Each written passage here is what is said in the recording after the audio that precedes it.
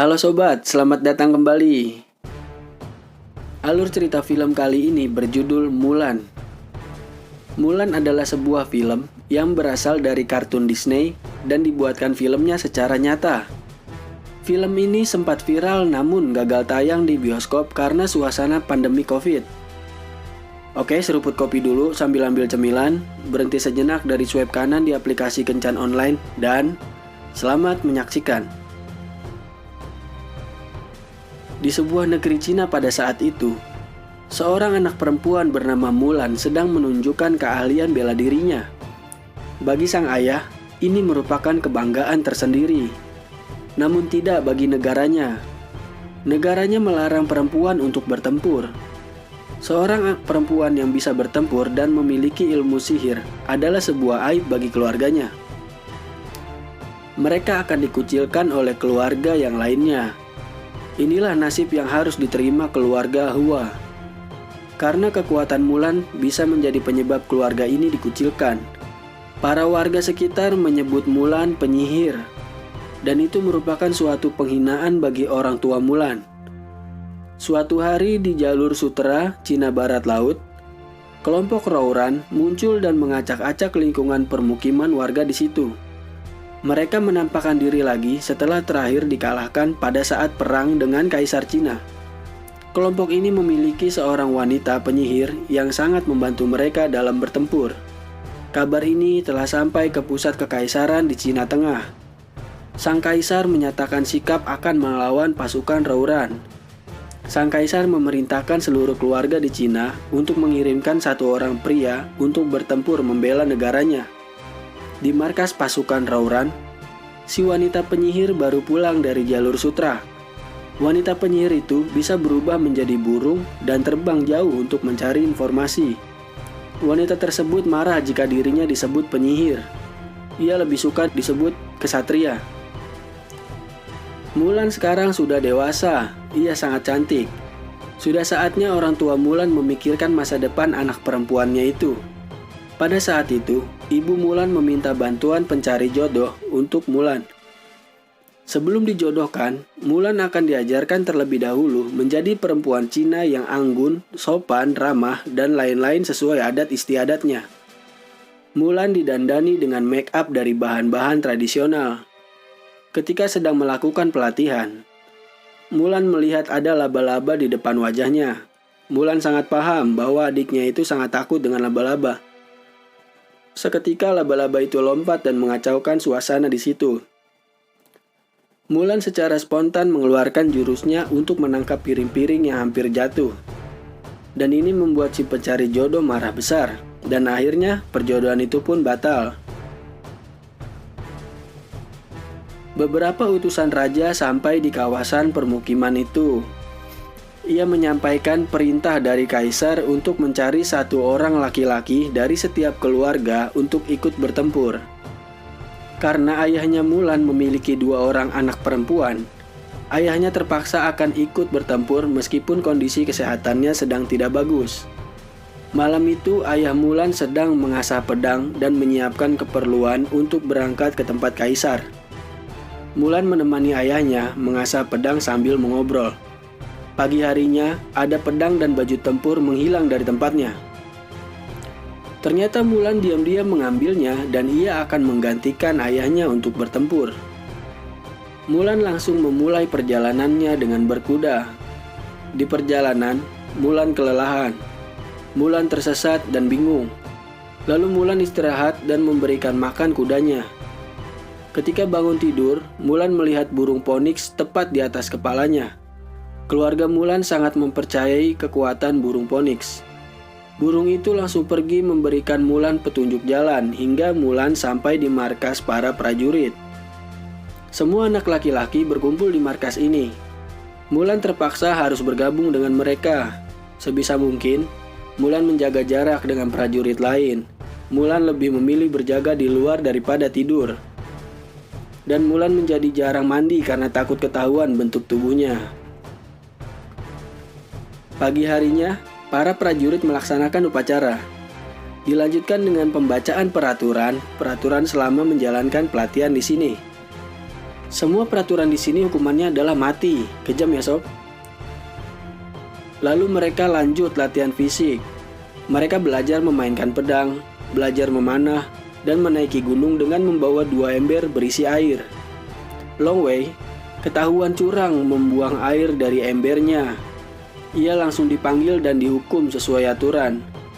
Ketika sedang latihan dengan tombak, Mulan jatuh tersenggol temannya. Emosi Mulan terpancing dan langsung mengajak duel lawannya. Akhirnya Mulan tidak sengaja mengeluarkan ilmu Qi-nya. Qi yang dimaksud di sini adalah ilmu kekuatan magic. Ilmu ini sangat terlarang di negara itu.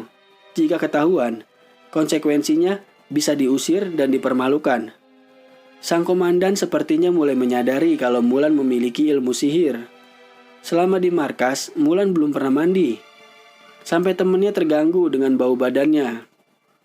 Malam itu, Mulan sengaja mandi tengah malam agar tidak ada orang sama sekali. Lagi-lagi temannya muncul, tapi diusir sama Mulan. Besoknya, Mulan dipanggil oleh Komandan Tung.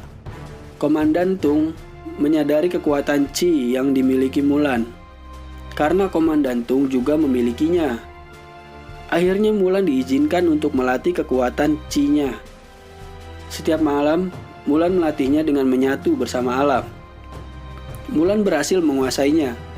Mulan berhasil mencapai puncak gunung dengan membawa 2 ember berisi air, sedangkan teman-temannya yang lain tidak ada yang bisa. Pasukan kembali berulah. Mereka mengacak-acak permukiman warga. Dalam kondisi ini, Komandan Tung terpaksa mempercepat pengambilan sumpah prajurit agar mereka bisa langsung bertempur. Pasukan Rouran telah menyiapkan prajurit yang banyak. Pasukan Kaisar pun juga sama. Komandan Tung tidak ingin pasukan Rouran datang dan mengacak-acak batalionnya. Maka dari itu ia berinisiatif untuk mendatangi musuhnya. Akhirnya kedua pihak pasukan bertemu di gurun pasir. Pasukan Rouran memulai untuk maju dan disambut dengan pasukan archernya Kaisar. Beberapa orang pasukan Rouran memutar balik, lalu dikejar dengan Mulan dan kawan-kawan. Satu persatu barisan mulai dikalahkan. Yang lain melarikan diri, tapi Mulan tetap maju terus. Mulan dibawa ke sebuah kawah gunung. Ia berhadapan dengan penyihir wanita itu. Penyihir itu mengetahui identitas asli Mulan. Mulan tetap menutupinya. Semakin Mulan bohong, maka semakin lemah kekuatannya.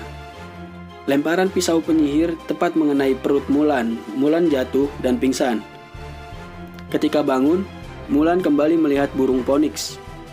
Mulan teringat harus jujur tentang dirinya. Sejak saat itu, Mulan berniat membuka identitas aslinya sebagai seorang perempuan. Mulan kembali ke medan perang. Kekuatan sihirnya kembali. Mulan pergi ke bukit untuk mengalihkan perhatian pasukan Rouran. Pasukan Rouran menembak bola api ke atas bukit. Lalu bukit es itu hancur dan mengubur para pasukan Rouran. Berkat Mulan, pertempuran kali ini dimenangkan oleh para prajurit kekaisaran. Ketika Mulan mendatangi Komandan Tung dan kawan-kawan, Mulan tetap mendapatkan hukuman pengusiran dari markas karena ia telah berbohong. Mulan pergi ke atas gunung untuk menyendiri. Tiba-tiba penyihir wanita itu datang dan mengajak Mulan bergabung dengan kelompok Rouran. Mulan menolak ajakannya dan akan tetap setia kepada kaisar dan negaranya. Penyihir wanita itu memberitahu Mulan bahwa pertempuran tadi itu adalah pengalihan. Pasukan Rouran tidak kabur. Mereka justru lari ke pusat kota kekaisaran untuk menyerang sang kaisar. Mendengar hal ini, Mulan langsung lari ke markas prajurit. Meskipun Mulan telah diusir, Mulan tetap nekat datang untuk memberitahu Komandan Tung tentang kabar ini. Ketika Mulan sampai, Mulan langsung menceritakan kejadian sebenarnya. Akan tetapi Komandan Tung sangat kecewa atas kebohongan Mulan dan ingin mengeksekusi Mulan. Satu persatu teman-teman Mulan membelanya. Mereka semua mengatakan percaya kepada Mulan. Dan akhirnya Mulan diberikan kesempatan untuk memimpin perang ke pusat kota kekaisaran. Tiba di pusat kekaisaran, mereka langsung mendapatkan penyergapan dari pasukan Rouran. Komandan Tung memerintahkan para prajurit untuk mengawal Mulan bertemu dengan sang kaisar dan menjaganya. Mulan berlari ke arah kediaman sang kaisar. Ketika sampai di tempat kaisar, Mulan terkejut karena singgasananya kaisar diduduki oleh wanita penyihir itu. Entah apa yang membuat penyihir itu berubah pikiran. Ia menunjukkan arah ke tempat di mana kaisar diculik dan diikat oleh Borikan. Borikan yang mengetahui hal ini langsung menembak Mulan dengan busur panah dari jarak jauh. Penyihir wanita itu pun refleks untuk melindungi Mulan. Ia menusukkan dirinya ke busur panah itu agar Mulan tetap bisa maju. Ketika sampai di lokasi, Mulan langsung berduel dengan Borikan.